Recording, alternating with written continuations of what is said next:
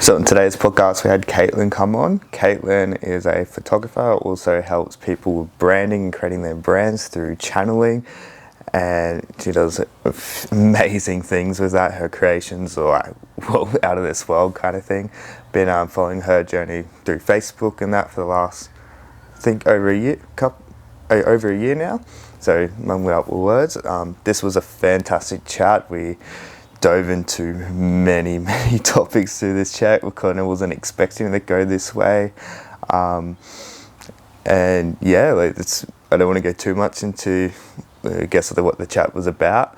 It was a fantastic chat, and listen through the whole way through. There's so much value through this amazing chat. And just before we jump in today, just letting everyone know my Free Your Body, Free Your Mind workshop's coming up on the sunny coast, which that's locked in. Tickets are available at mitchellcrocker.com/workshop. And we'll be, Canberra's dates locked in for Canberra as well. For anyone that's listening from down there, you're more than welcome to purchase a ticket, the same place as that as well. And also to help support the podcast that little extra more, go to patreon.com/studio mindfulness. Every little bit helps and all that jazz. And yeah, hope everything's been well for everyone, and we'll jump in today's episode. Cheers. Let's jump into it. Welcome to the show, and how are you today? I'm good. I'm doing good. Yeah, just very busy with clients today. I feel like every client that I have decided to contact me this morning, so it's been interesting navigating that, but I'm good. How are you? Yeah, I'm good. So yeah, just kind of trying to find the flow of the day, kind of getting back from Brisbane and that. So then after you're sitting in a car for a while, he kind of takes it out of you. Yeah, And totally. But yeah, so you've we'll jump into it. So because I know originally you did photography and now you've started to create a new business and stuff like that. So I'll get you to introduce yourself, and then we'll start with this journey of how that came to tail. Cool. So my name's Caitlin, and I grew up in, if we want to go there, I grew up in Central Victoria. I lived in Melbourne for 6 years. I studied photography actually for 5. So I studied my diploma of photography at PSC, Photography Studies College, which is like a boutique sort of private college in the city. And then I did my bachelor after that at RMIT. So 5 years of study. Didn't know what I wanted to do with photography after that. Like I kind of dabbled in food, I did fashion, I did like landscape, I did build, like literally everything, and I still didn't know what I wanted to do at the end. So I decided to move to London to see how that would go. That's wicked. So it was so good. I rock up at this, I'd never been overseas before, and I decided to move to the other side of the world. Moved to London, didn't really know what I wanted to do still. I was kind of like putting myself out there in different photography jobs, and I worked in a vegan bakery for a while, and then I ended up working as a marketing manager in a real estate agency. So probably the most soul destroying job I've had, but like kind of had to take what I could get at that point, because the wages over there are really low, especially in like retail and hospitality. So I got this like salary marketing manager job. I was doing photography, floor plans, a bit of like the website stuff, and then also I was in the office, so I'd like still have to like answer all the calls, and like it was full on. So I was based in the office. That was my issue. Quit that after a year, kind of went out and did a bit of my own like stuff over there while I was still doing the same thing, like real estate photography and floor plans and stuff. And then I eventually decided to go, no, not happening anymore. Had my spiritual awakening, started studying nutrition, worked at Donut Time, like everything changed really quickly. Then I came back to Australia, which was it was 2 years ago today. I moved back on the 1st of June. And I remember getting this download when I was still in London, and I was like, I need to move to the Sunshine Coast. And I was like, I don't know anyone up here again. All my family's in Victoria. Like, here we go again, universe. So I came back up here. I came up here and I'm still here 2 years later. And I kind of like I still didn't really know what I was doing for a while. I was like doing a little bit of health coaching, still studying nutrition, all of that. And then I started like, I quit all that again in one day. And I was like, I'm picking my camera back up. And so I started like photographing women that had their own businesses. And it just kind of like evolved from there. So I'm not doing photography anymore. I put that down only about a month ago, I think. Like I had a company, but I didn't really have the space for photography, but I still feel like let's leave that over there for now and see what happens. So I'm doing mostly like branding and tech and websites and everything now. Yeah, that's awesome. Because like, I guess with all those things, they kind of like all co-create together.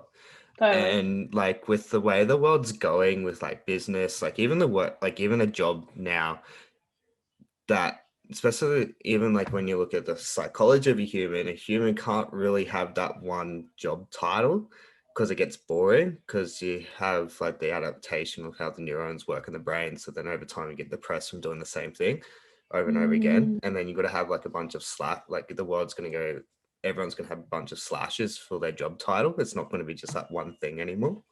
Wow, that's so interesting, because I feel like I change my job title myself every couple of weeks, because I was like, no, that's boring now. I feel the same thing too, like with my kind of stuff. And I'm like, I guess a lot of time people pick apart with my stuff is like, you just don't niche. And I'm like, I get bored. I'm learning something new, and I'm like, I'll share this today. And then I'll be like writing Totally. something up for a program with this thing. And then next week I'm like, okay, I've got this thing now. I want to write up about that. I don't think there's anything wrong with that, though. Yeah. It's like really like what's alive for you and what you're journeying through, and that's what we're here to do, to support people with, and it's going to keep changing with whatever we get thrown at.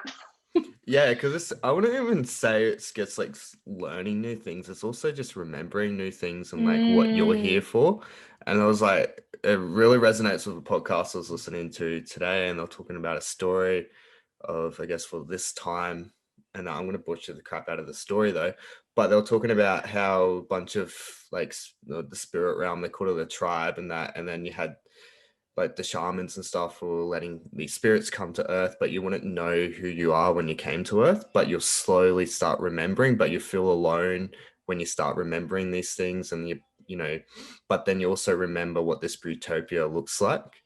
And when you get, and then that's what you come to earth here for. But there's not just one of us, there's many of us to help to spark the flame up. Oh, I love that. I so love that. I was having a conversation with one of my friends this morning, and she was telling me that we're going pretty woo-woo here. I'm happy to go there now. Right, let's do it. Yeah. They did a mushroom journey a few weeks ago, and he was like channeling, like he was basically saying that he was Jesus and he remembered 2 of his past lives. And I know that we're all everything, and we always will be, and all of that. But then this morning she called me and she was just like, oh my God, like the latest thing, like he's just told me that he's this specific like race of aliens, and there's only 40 of them on the planet. There's like 6 that are circulating the moon. And then she told me what alien race I've come from, and then she's from the same one. And I was just like, oh, like there was this deep resonance on a like an unconscious, I suppose, soul level with what she was saying, but my human is just like struggles to like understand that or like accept that, because it's like, nah, I'm human, and it's like, I'm not. Well, it's surprisingly like the amount of evidence that's coming up for that, and the things that it's talking to other people as well that go down this path, and you're like, okay, like, and they're talking about the same things you are and having the similar stories, and you're like, you can't make this stuff up. And like, No, totally. even some of the breath works that I've done and taken through, like, say a healing ceremony, and then going to past lives and stuff like that, I'm like, and then talking to other people about it, and they've like been through similar stuff and seen the same things, and I'm like, I don't know how you can make this stuff up. And you it can't. feels, yeah. And like the one thing that like the thought when I was listening to this podcast, right, it's like not everything in the universe can be measured, so therefore science can't always tell the truth. I like do not have a sciencey mind at all anyway. Like someone will try and give me the scientific background of like how things work in the universe, and I just shut down. I'm like, nah, like I understand it the concept of it, but I'm just like, I just don't work like that. I think like one of my biggest gifts I'm lucky enough is that I'm able to understand the both of them. And then Yeah, depending on the like person I talk to, I can explain it with a bit of the science background, or it can go super like I guess spiritual woohoo or whatever you label it and that. that's great. But then at the end of the day, they're all kind of tied in together as Yeah, one. And there yeah, might be totally. some differences, but yeah. Yeah, totally. That is a gift. But yeah, since we're on down this road, this talking to your spiritual awakening, because and what was like that for you? Because don't really hear it too often. You see bits and pieces of it, but yeah, your experience, and then I'll touch on a little bit on mine as well. Awesome. I love hearing people's, because it's like everyone's is so different. Like some of my friends were like born awake, have been awake their whole lives. Some of them just like had their awakening and it was just like a small shift, and then it was just, you know, what mine was a pretty traumatic ordeal, if I'm honest. Like I was in London, I was with two of my really good friends at the time. One of them was already quite awake, the other one was like not quite there yet, if you want to put it like that. And we did a plant medicine ceremony, so with mushrooms, and it was my second time doing it, but the time before that I'd only had a really small amount and it was quite controlled. So this, I would say, was my first like proper time doing it, and it was this 8-hour journey of me going through this like full like death and rebirth, like in the process. Like I was in actually having it, like I changed my clothes into like fully black and was like, oh my god, like this is who I am now. I like couldn't leave the house. I was like, just did not understand. It's like my whole world blew up in my face basically. I was following, do you know Adam Roa? Yes. Yep. Yeah, so Yeah. I just had started watching The Art of Choosing Love on YouTube. At that point, I was like getting a bit familiar with him. He came into my journey and like showed me that like we're all one, universal consciousness, there's no separation. Like all of this stuff happened, and like I didn't know what to do with it, and I didn't really understand everything then. Like we were all pretty new at all of it. My friends didn't really know how to handle it. I reckon it took me like nearly a year to integrate that journey, because I didn't have the like support that could just like hold space for me to be able to speak out what had happened for me and like help me to understand it. It wasn't until another retreat that I did in Feb last year. You know Jax? Yep. Yeah, so Yeah. I did her retreat, Awaken, Feb last year, and that for me, we did another plant medicine, which was Wachuma cactus. So that journey like actually solidified a lot of things for me that had happened in that other journey a year before that. So it was like quite a like I felt like the rug just got ripped up from underneath me, but I didn't have any idea of what had just happened or like any understanding or anyone that kind of knew about it. So I feel like I've had many more smaller awakenings since then, but I think since I have a bit more foundation and understanding of like what I am and what I'm here to do now, it like makes it a little bit easier now. But that was like quite an intense situation, if I'm honest. Yeah, because like when you go through the first period of it, it's quite intense because it's like you're part of a crowd that I guess most people are open it these days, but they're not like truly open to it. And then when Yeah. you get like when you had that rocket ship moment of awakening, it's like I don't know who to tell this to, and then you start talking to people and they look at you in and like, is this a thing? Or you go and looping stuff like that. Totally. Because if they haven't been through it, they don't understand it. They don't understand your like kind of trauma around it either. They're just like, they might not think you're crazy, but they just don't get it, you know? I mean, like, I guess I had a big one in 2019, and then I went through like a whole year period where I just felt alone. I was like, I just like didn't have anyone to relate to with things and then I started finding different communities. I started reaching out with them, and then I'm like, okay, I'm not crazy. I'm just on another level. I guess the best way to explain it. And yeah, because I guess I've had quite a few. Because even like as a child, I was quite of a deep thinker and questioned a lot of things, and like even try to have conversations about death with my parents, and they would kind of shuffle that away quite a lot. And like I used to even think with like even seeing elderly people a lot. It's just coming through now.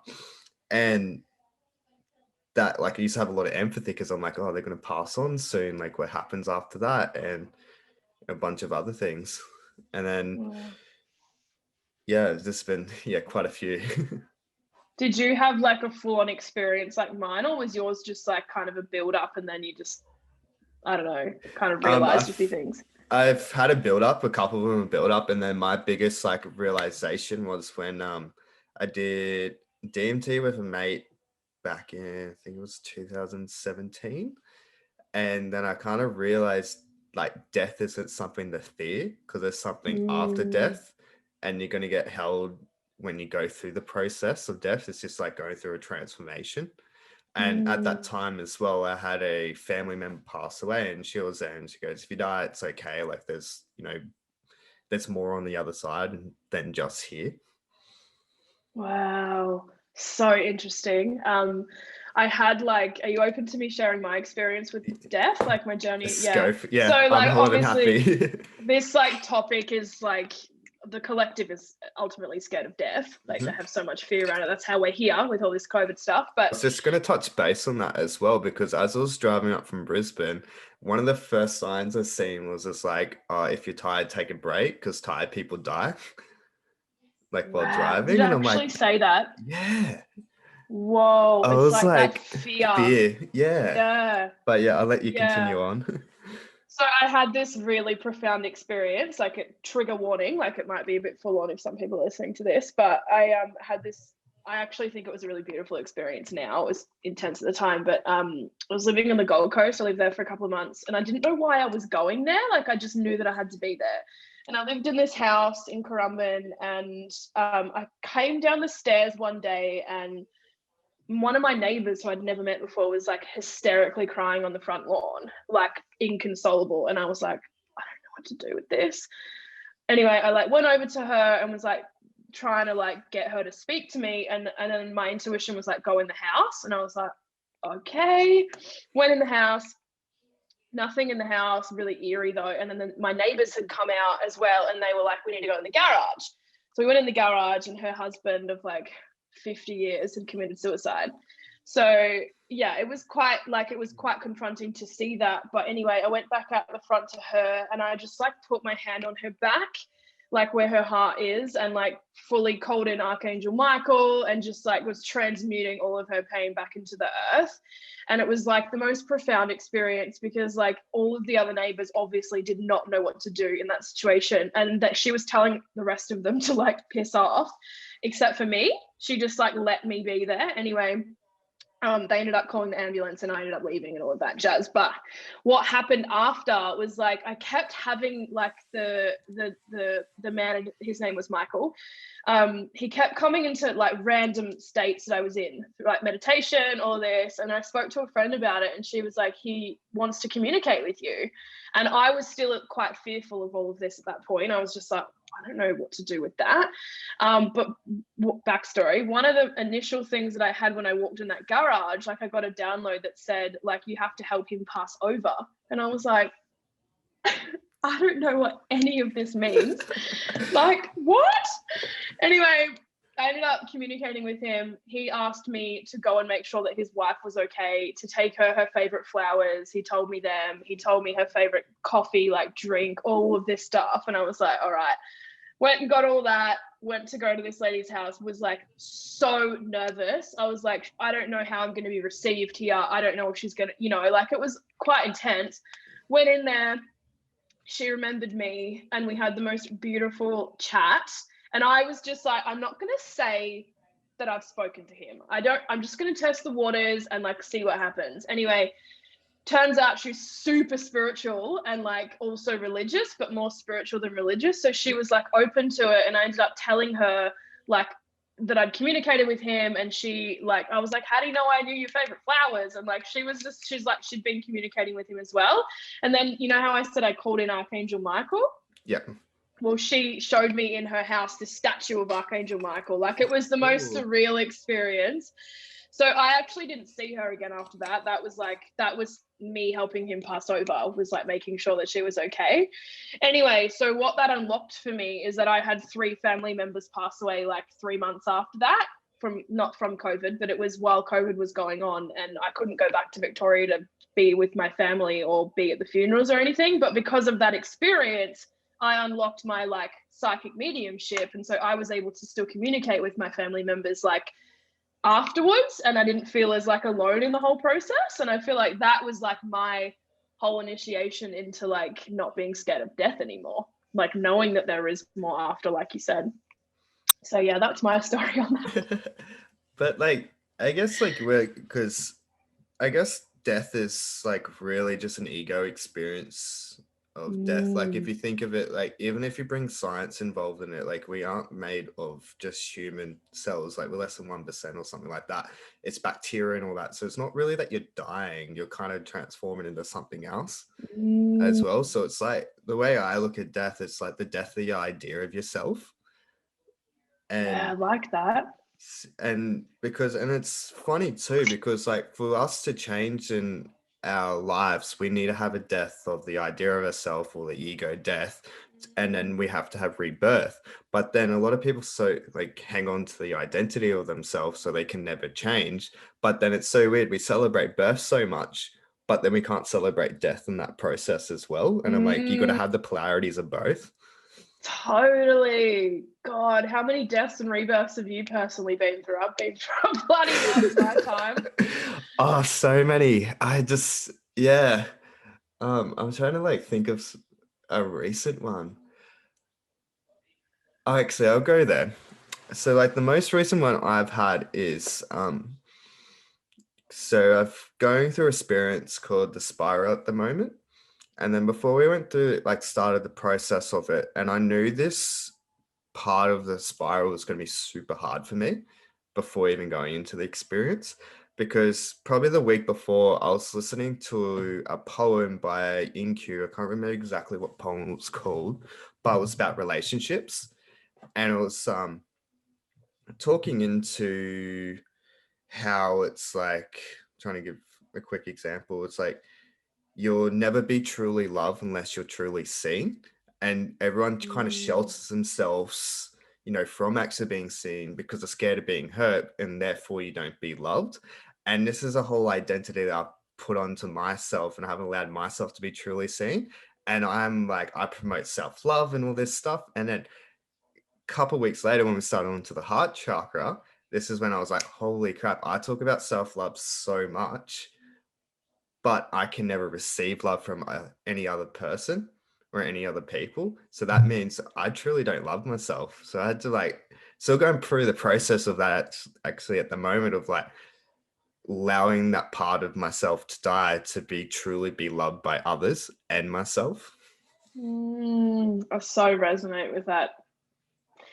Yeah, I've had a very similar realization lately actually as well. Like, yeah, we have a lot of layers on our hearts, like not just us, like humanity in general, you know, like anytime we've been hurt or like anything, could have been the smallest thing when we were children, we've put these barriers up that like, you know, to protect ourselves, which I get, but peeling those layers back isn't the most fun part.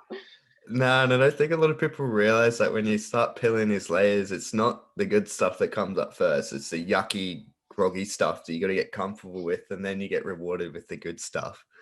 Totally. Yeah, awesome. I'm very familiar with the spiral actually. I've been learning some of the emotional clearing stuff myself. Yeah, it's a pretty epic thing. I feel a little bit of a calling to go learn it, but then in the same token there, I'm feeling a bigger calling to do Chinese medicine and learning about the element theory and stuff like that, because I feel like that'll tie a lot more better with my kind of work that I'm doing. Yeah, beautiful. That feels a lot better for you. I mean, you could always do the spiral later. Like, it's not going That's the anywhere. other thing. But yeah, the quickly touch base on, I would love to hear your story with around the heart chakra and, you know, letting go of those layers. God, yeah, I actually feel like that is kind of like what I'm in the process of now. Like I feel, I'm not sure if you're familiar with like the attachment styles in relating. So like I've been more, actually I can be both, but I've been more avoidant, essentially. Like everything else has come first. I don't have time for relationships, all of that fear of intimacy, essentially, protecting myself. So I'm related to that so much. yeah, it's comfortable, isn't it? But Yeah. like ultimately it's not. We're only hurting ourselves, because what we really want is deep intimacy and love and to be received, but we're not allowing ourselves to step into that. So my journey right now, well, I mean, I've been doing this, like I've been involved in the tantric work for like a year and a half now, I'd say, but like it's so deep, all of this heart stuff. So I feel that like it's just been me leaning in. That's been my biggest thing, is just like continuously showing up, continuously leaning in, making myself go on dates and be seen and like be vulnerable in that. But then also when I can get into relationships, I can also go into the anxious attachment and end up getting like really like in it. If they're in the other polarity, if they're in the avoidant, I can get really like, oh my God, I just want to like give everything to you. And I've done that in so many relationships. So it's easier for me to stay in the like avoidant side, because then I don't go into that. It's just like, I feel that too, because that's like one of my biggest fears, to go into a relationship and knowing that that attachment style does come out through the relationship. Yeah, totally. And it's like, obviously there's ways. It's like the avoidant, you need to keep leaning in. The anxious, you need to like make sure you've got time on your own and you're like giving yourself the love and all of that. But sometimes even having that awareness, it's just like, I know exactly where I am right now in this extreme, and I'm aware of it, but I don't know how to get out of it, you know? But yeah, so I've just been like making myself like continuously lean in, putting myself in situations that are going to make me be more vulnerable. I'm definitely not fully there yet. It's a work in progress, but I've definitely come a long way with it. Like there's a lot there, as you know. It's definitely a very long journey, because even like survival patterns and trauma patterns we get from childhood, it's like, it's not that you clear them once, it's a number of times they pop up through life and again, and they kind of stay with you the whole way through. But then as time goes on, you're able to quickly, evolve from those situations.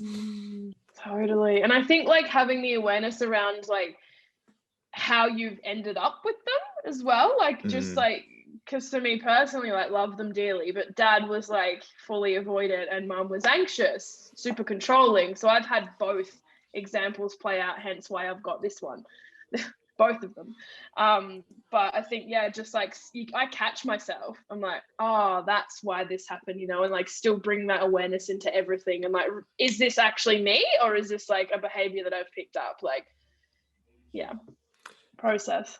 It's such a long one, and then a lot of our behaviors are picked up from our parents, and with like situations like this, even I look at with my parents and that, I could have a lot of hate towards them, but I know for a fact that I am them and they are me. Yes. So it's like having that acceptance of who they are, but then I'm able to accept that in myself. So I'm able to transform what happened with them, and also better my life and better my relationship with them as well. I love that, because like so much of it's generational, like they're just, and this is the compassion piece. It's like they're just doing probably what their parents did to them, they're just doing the best that they can without actually like having the awareness that we do, because most of them are operating unconsciously. And especially with the quite older generations, a lot of them are, you very rarely get one that that is quite aware, which actually is something that I've been deeply and thought about, because I've been getting into a lot of the old philosophers, psychologists, psychiatrists' work, and I'm like, some of them pioneered some of the best work that's happening now, and it's so weird that a lot of them weren't aware of it back then. And they'll probably, and like even Carl Jung, I'm just recently got into, and I'm like, how does no one else know about this stuff? Especially like with his those shadow work and shadow work, archetypes. yeah, and a bunch of other things. Yeah, he's amazing. Yeah, quite familiar. Well, yeah, still learning his stuff. My friend's actually starting a course in a couple of weeks called Shadow Dance. So she's going to be like bringing in a lot of his concepts to like, but embodying it, like helping you alchemize from like the light to the dark version of the dark to the light version of the shadow through embodied dance. Yeah, which is definitely a powerful aspect. Yeah. So we need both. yeah, because we need both to have, because life is polarities, and the way I look at it, you got to have the equal amount of both for life to go kind of through smoothly. But we're so busy trying to sit in the light and we're not comfortable with the dark. Totally. And then it's like something I just recently posted. It's like you don't get to see the light until you're comfortable with the dark. Totally. And there's so much power in the dark too, you know. And it plays out in these like really like leaky, gross ways if we don't own those parts of us as well. Yeah, because it gives us the opportunity to trying to think of the word, to transform or translate what's actually happening into the, I guess, the light aspect. Totally. Yeah, I get really triggered by people that just play in the love and light, like the spiritual love and light. It's like, it's not just that. Like, you're just bypassing your shit. It's like another form of suppression, the way I look at it. Yeah, like obviously that like we are light, like yes, let's play in that, but let's also not forget about this that we've got going on over here. Yeah. But yeah, I love to touch base on it. It's like I guess with channeling and that, and kind of when was your first experience, or when did you recognize that in yourself you were able to do that? I think mostly last year I did a bit of psychic development work, a lot actually. So I did Jax's retreat, as I said, so that a lot of my light language and like I guess healing gifts came online then. And then I did a shamanic retreat with Sally Love. So it was like a Munich rites initiation. So I had a lot of my like priestess activation came on, my Creatrix. So Creatrix for me is like having a connection, like essentially, because I weave this into my work that I do now, is like connecting to the vision, connecting to the like source, the creation, and then bringing that back down into the like the tangible, the 3D. So I feel like having connection to both. So that came online in that retreat, and I also did some like one-on-one like psychic development work over that year as well with a mentor. So I think like it wasn't so much that it like I realized that it came online for me. It was like realizing that it was already there, if that makes sense, with all of that. Like I started doing card readings to like help me have a physical like example of what I was doing that was still right. I still have moments, like I'm not sure if you do as well. I still have moments where I'm like, is this me? Where is this coming from? I do all the time, and it's like, I guess it's like it is you, but isn't you at the same token? Totally. We're just a vessel, essentially. I know I can tell myself, like in myself, when it's me and when it's not me, if that makes sense. Like I do, it's like when you get out of the way, I can tell when that's happened, but it's not a huge, like most people probably wouldn't notice it. But I think that it's getting stronger with like all of my work, and I'm claiming it more in my work essentially, because I'm like, when I'm like working with a client, I'm seeing their soul essence essentially, and then I'm helping them bring that through into their work. And a lot of people don't actually see that in themselves. I'm realizing I've got a couple of clients at the moment where I'm like, feel like you've got this idea in your head of what you think all of this needs to look like, and that's perfect. That's how we work as humans. But it's like, because I do branding, I'm like, your business, your brand is an extension of your soul essence essentially. So I'm connecting to that, and I'm helping you bring that through. And some people like will realize 6 months later. Like I had one of my really good friends, I did her branding last year, and she like didn't like it. And I don't take it personally anymore because it's happened so many times. And then 6 months later, she was like, oh, babe, like that's totally my essence, isn't it? And she like fully like acknowledged it then. And I was like, okay, I just have to be okay with clients like not loving my work straight away. Like obviously I want them to be happy with it. So I do try and find like a kind of happy medium with it, but it might not be until later on when they're like, yeah, okay, you've nailed it. But yeah, I fully get that, because sometimes it's like, I guess the ego or the human identity gets in the way of I guess of our full potential, where our soul wants to go.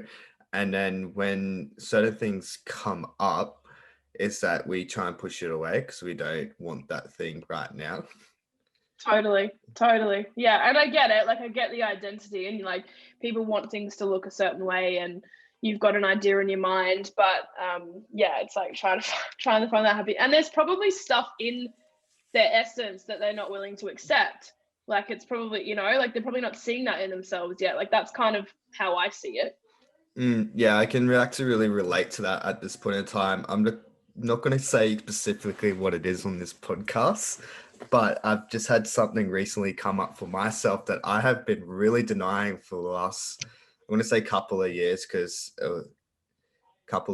and then the rest recently I went and saw a tarot card reader, and this thing was the first thing that came up, and I'm like, you gotta be kidding me. I'm like cord cutting this for so many years away, and this thing comes up, and I'm like, I've had all the signs for it to be coming back in, but then and then it came up in reading, and I'm like, you gotta be kidding me. And I was Hate like, that. You're like, oh. and I was like, I've been thinking about it especially because I did it on Sunday. And I was thinking about it in the car. I'm like, I don't get it, because this is not the thing that I actually want, but it keeps coming up.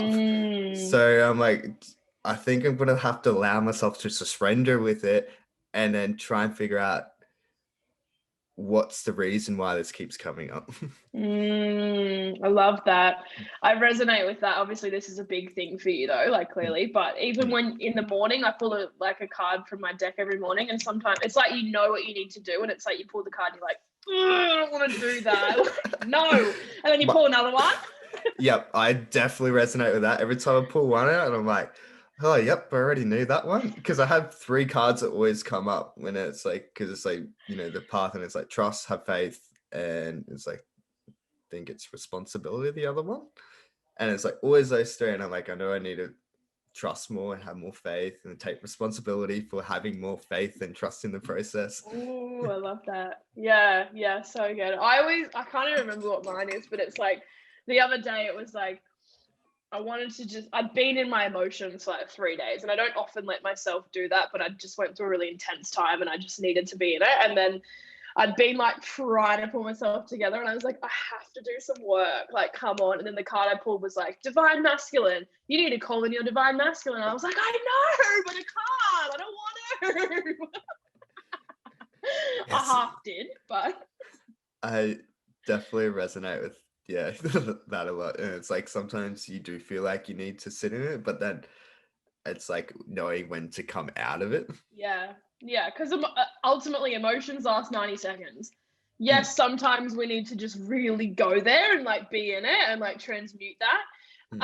But like also we can get really attached. Our feminine can get really attached to like stay in there and like getting consumed by it, basically. And guilty. We've all been guilty of that, I'm sure. But I think that you need to have a healthy, don't suppress and like deny that part of us, like the emotional side of us. But it's like, you know, there's a fine line.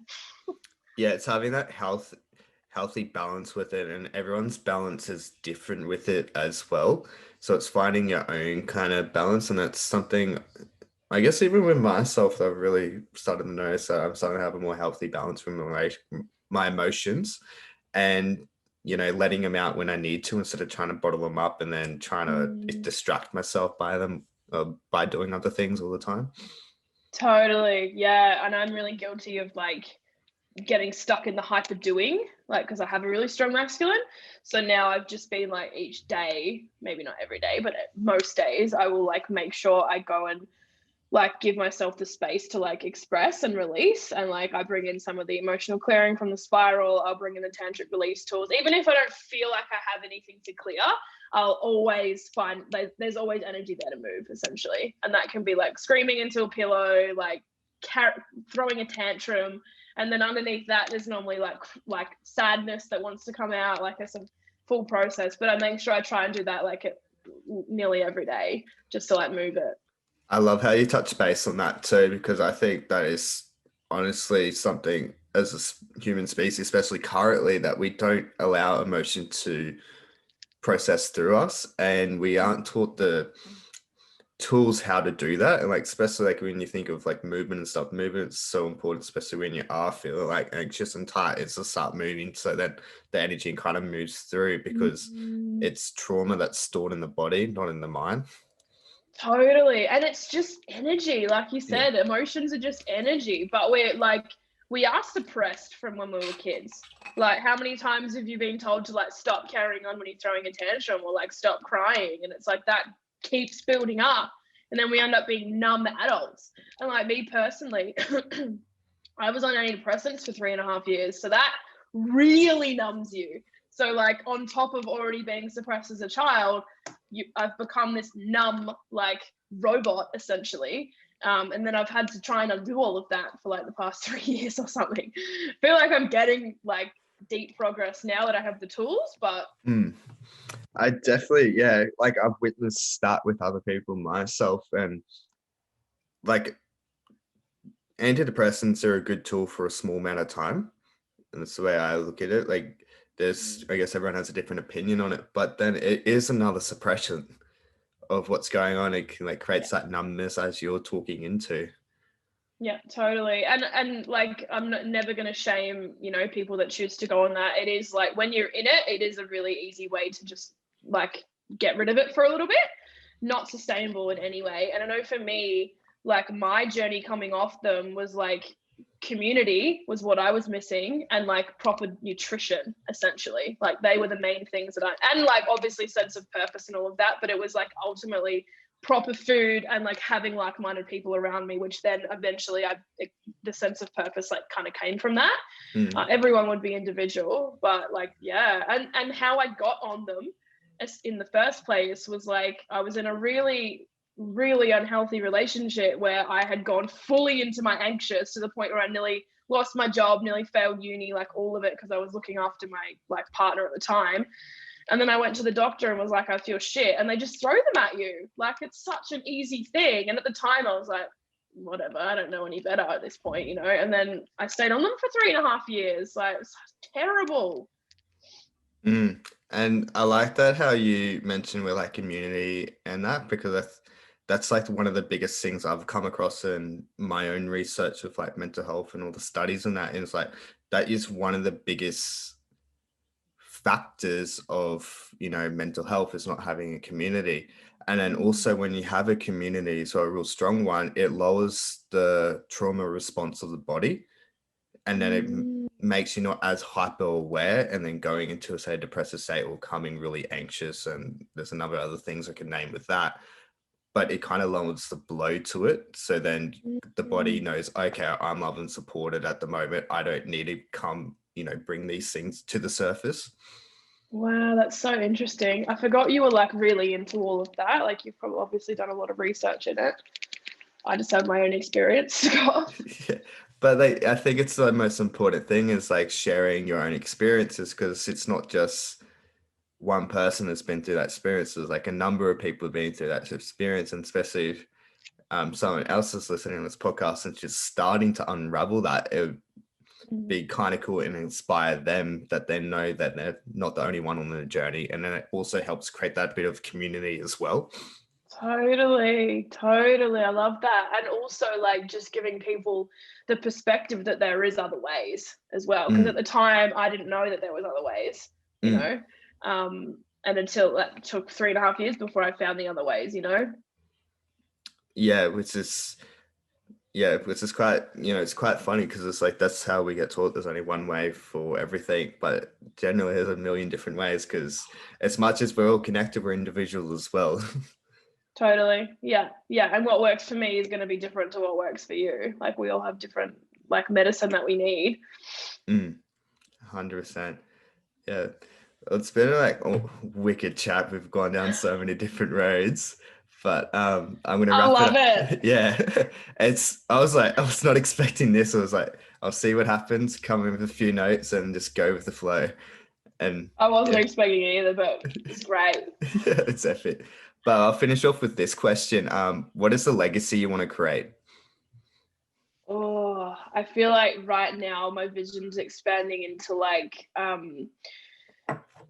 supporting, obviously I'm doing branding and like websites and all of that, but I basically just want to like be able to support online businesses or spiritual, I'm not even going to say online, conscious, like heart-centered businesses to be able to like get their stuff out there and have like the systems and all of that to support them in that, because that's like the backbone of everyone's business. So essentially I want to have like a one-stop shop for people to come to for like branding, social media marketing, like all of that, and have a whole team to support me in that. Yeah, that's epic. And yeah, it's the backbone of every business, is that. But yeah, I appreciate you coming on today and the time that you gave, and yeah, such a deep chat. Thank you. Thanks for having me. For tuning in today's episode, guys. Be sure to give it a like, comment, let us know what you think. If you think a friend would value it, share it with them.